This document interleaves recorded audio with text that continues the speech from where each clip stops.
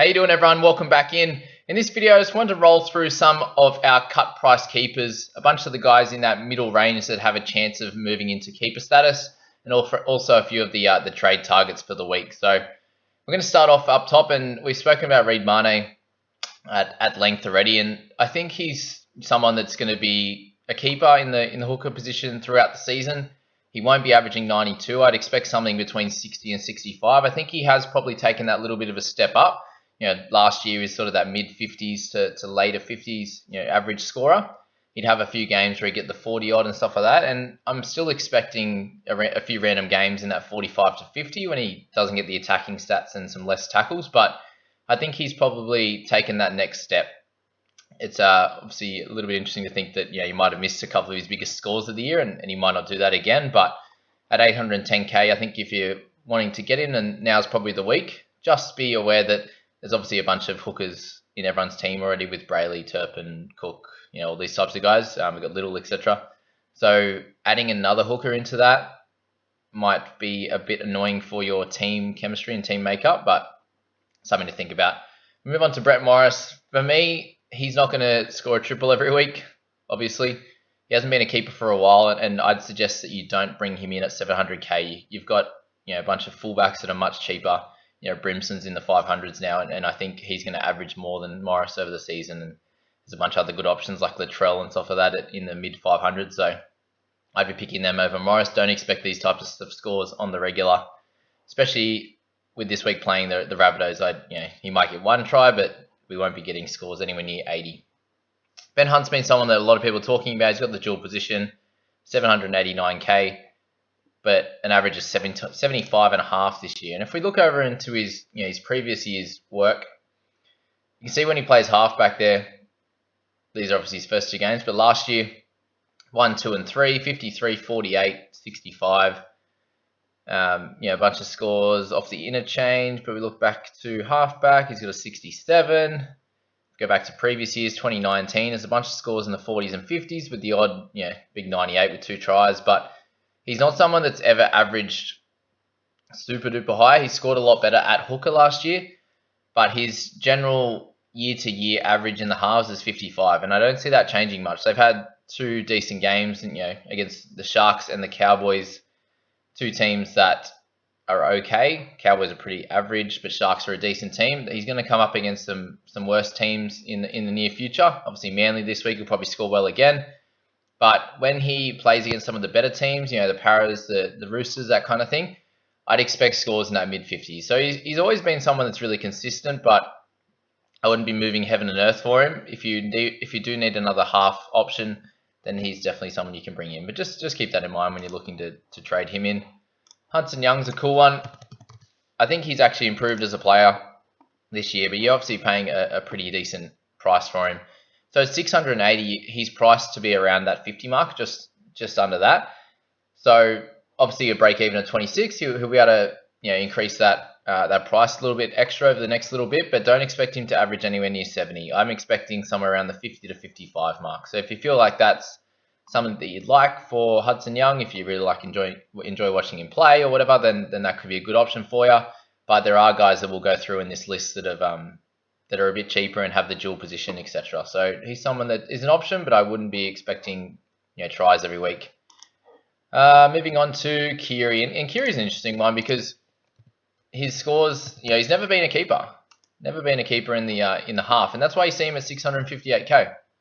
So just be wary of that if you're looking to bring in someone like Kyrie, that he's not going to be scoring that every week. He's played the Eagles and the Tigers, who were pretty average, right?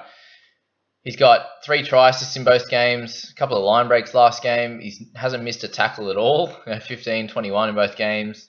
Doing really well, only 2 errors and 1 penalty over the start. So really it's the perfect start for him. And I'd expect, even a score of 60 is pretty high for him. He's someone that, if you look through his scores, lots of low ones in 80-minute performances. And obviously this year there's been a slight change, and he's had an increase in kick meters and stuff like that. You can see a lot of games in the hundreds for him. But my worry for him is, will he be able to keep up scores in sort of the mid-50s? And I think he's going to average more than he has in previous years just because he is that dominant half now. But again, I wouldn't be expecting anything close to a 70 average for Kyrie. You are picking him up at a nice discount though, because that's him being priced in the high 40s to average, and I think he should be able to beat that. So if you're looking for a keeper on the lower end of the scale in the halves, behind Cleary, behind DCE, even guys like Moses, etc., then Kyrie is going to work well for your team this week. But just something to think about again with him. Junior Paulo, I probably wouldn't be thinking about him too much. There's a bunch of middle players there in dual position that are going to be a bit better than Paulo. When he scores tries, he's going to do well, very similar to a Saifidi, for example. But yeah, we'll see what happens there. And we'll see what happens with his minutes with Isaiah Papali'i moving to an edge as well. So Frizzell's been another one people are talking about. And we'll pop him up there at 771. He's always been sort of that mid-50 scorer and that 54 average in majority of years. And this year he's obviously come out with a 67 and a 68. Again, very perfect games. He's only had a couple of missed tackles in each game. Plenty of good meters, plenty of tackles. So you can look at the majority of games in previous years. He's sort of in that mid-30s tackles, whereas this one, 34 and a 43. But yeah, with that addition of the turnover tackle as well, he would have got a 60 last game. He does tackle hard. I'd be expecting him somewhere between 55 to a 60 average, and him being priced exactly at that. I don't see him making much money, but he's definitely someone that will be a keeper. He does and will play Origin, so something to think about with him. But yeah, as we'll see through here, there's plenty of options through this level. Mitch Moses, someone we've spoken about. Again, he's always that third or fourth in the last few years anyway, top half. And if you want to bring him in now, he's going to be a keeper. You just have to make sure that the Eels play really well. If they play well for the majority of the year, then he'll average over 60. If they don't, if they have a bunch of good games, a bunch of not so good games, I think he'll average in the mid 50s to high 50s. So again, 67, a pretty high start for him. But yeah, you can make your decision on that one. See, Barnett, we move into guys that are a little bit cheaper, but at 714, but just has the dual position status there. Biggest one for him is if he keeps that goal kicking. If he does, I think he's a really good option. I think he's played really well and well enough to be able to keep that second row spot. I don't see him playing lock anymore with you guys, Watson playing really well in that position. Then you've got guys like Suaso Su that can take some minutes there. But for Barnett, yeah, we're seeing that 80-minute role. I'd expect him to keep that when Fitzgibbon comes back. I feel like Barnett's a better player at this stage.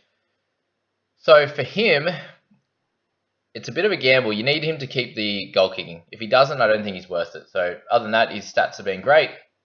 Scored a try in one of them. And you're seeing that with a lot of the edge players this year. We've got Tupanua, you've got Hudson Young, Barnett, all these guys that are in that sort of middle to high tier range that are scoring tries on an edge, and that might be something to do with the rules as well. So Mitch Barnett's a decent option. We got Tupanua, Satili. We've spoken about him a fair bit, but him being a 566, I think, is a pretty cool option for, you're looking for the next sort of 8 to 10 rounds with Satili.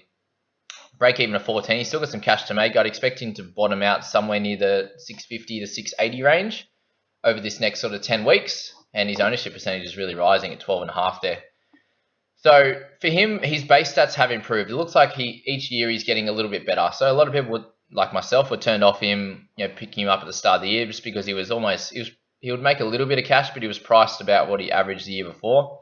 Those base stats have increased 5 to 10 points. Plus, him improving as a player has helped him get a few tries as well. So don't expect them each week. There'll be games where he gets in the mid-40s, and I'm expecting a 47 this week from him. So let's see how that goes. But still a decent option, but just think he's not going to be a keeper because you're going to have to trade him out for when Cordner comes back. For example, Saifidi we've spoken about.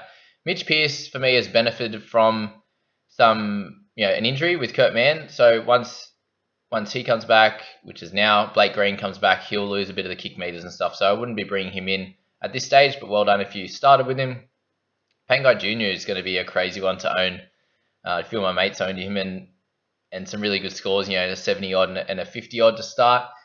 His minutes is a thing. If he can get close to 50 minutes, then he's going to be an absolute monster because he's always offloading. He's run so hard, he tackle busts, but then he's someone that could get suspended in 2 seconds. His little rough stuff you'd say with Fafita last week. You could see that riling up into something more if he's not good mates with them. So that's an interesting one. But again, middle and edge, 733k, a decent option as well. You're noticing a lot of these guys in that position, and especially if they've got the dual, I think they're going to be really cool options for anyone's side going forward. And you can see with all these injuries at the moment, the Cleary and Pap thing, that these kind of guys are important. Obviously not as important when they're a half and the fullback, but when Crichton goes down and these kind of things, it's really helpful. Cook's obviously a keeper already. Collins, I personally think Tupanua is a better option. They've got Victor Radley coming back. I expect Collins to lose some minutes. He's already averaging in the mid 50s minutes. I expect him to be closer to 50 or just below. So without those attacking stats with the try assists and stuff, I'd expect him to be average somewhere around the 50 mark. Again, he's obviously about 100k price under that. He could average 45 to 50 is my thoughts from here on in. Tohu Harris is a keeper. Get him in if you need him. Dual position, not playing Origin. Elliot, another one here.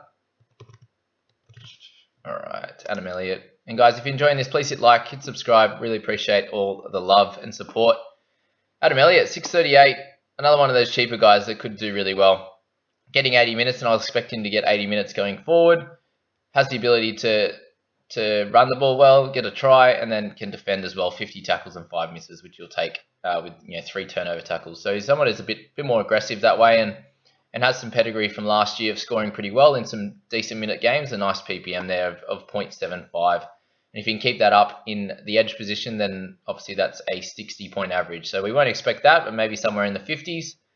Puts him a little bit undervalued, and could be a keeper on the edge especially. Looks like the edge position isn't as bad as we thought, hey? We thought it was pretty bad at the start of the year with someone like Crichton and Harris leading the way, but there you go. Tarpany, I think his minutes is always going to keep him down. Yes, he's averaging 61, but it's a 70 and a 48, is that right? So for me, I think he's going to get more 48s than 70s, which will cause him to be an issue, already priced at 50. So Josh Jackson, another interesting one. Right, there he is, 595. So similar price there to Elliot, but for me, there's a question mark around what happens when Luke Thompson comes back. Does he take a few minutes off Jackson? Does he keep playing 80? When he's taken a step up again this year, I think the faster game for him just means a lot more tackles, 46 and 64. Can he keep that up? I think he can. 64 and no misses won't happen again. I'd expect more scores in the 50s than up in the 60s and stuff. So for him, again, edge and middle, he's an option for size, but I'm probably going to say he's not going to be a keeper come the end of the year. Who else we got here? A few more guys. So we've got Murray, I think is a great option, 730. He's kind of a little bit cut price keeper as well. That's pricing him at 55. So I can see him averaging closer to 60 this year. If he's going to get big minutes through the middle, sort of, somewhere between 70 and 80. With the dual position, I think he's a great option for anyone's side. Just remember he does have Origin, so he might take some time off, at least 2 games during that period. With Latrell, I think, if this might be one of your last few weeks to grab him now, if you're needing a wing fullback. Obviously, don't trade Pat for him, but he's going to make a little bit more cash, and I think he can average somewhere close to 50 this year. Just the way he's looking, he's looking to run the ball a bit more, which was his issue last year. So he probably has a bit of room to get closer to 650, 700k and become a keeper. So he's going to be a good option as well. Then you've got someone like McCulloch. Some people are talking about trading him to Marnie and stuff like that. Like, he's going to average close to 60 this year. So keep him in your side. If he'll kick out, going to have that big game and then going to have some low games where he has less minutes. Arrow, I don't think is a good option. George Williams, another one people are talking about in the half position. I'm expecting an average closer to 50 for him, not 59. So he's always pretty much priced at that. Papali'i is someone that could move possibly to keeper status, but he's going to move back to the bench, you'd imagine. He's not going to steal Paulo's spot or RCG. He's not going to steal Nathan Brown's spot. So once Madison comes back, he'll move back to the bench. So for me, he's probably just a pass. Like, he'll probably score pretty well on the edge, like somewhere in the 50s like he has now, and make a fair bit more cash, but I don't think he's going to be a keeper. Townsend, same thing. You could use him as a cash grab and some good scoring over the next sort of 6 to 7 weeks, but he'll move back to a secondary role with Johnson coming back. Clemmer, bunch of people say, can he move into keeper status? He's already priced at 55, 56, so this is where he normally scores, so I'd class that as keeper status in the mids. Ryan James, people are talking about, but I'm expecting scores in the 40s for him, not the 50s, which he's almost getting priced to now. Best as a keeper, 12, we need a few more minutes. Fanua Blake, we're needing... Yeah, this is kind of where he scores anyway, so not much to do with him.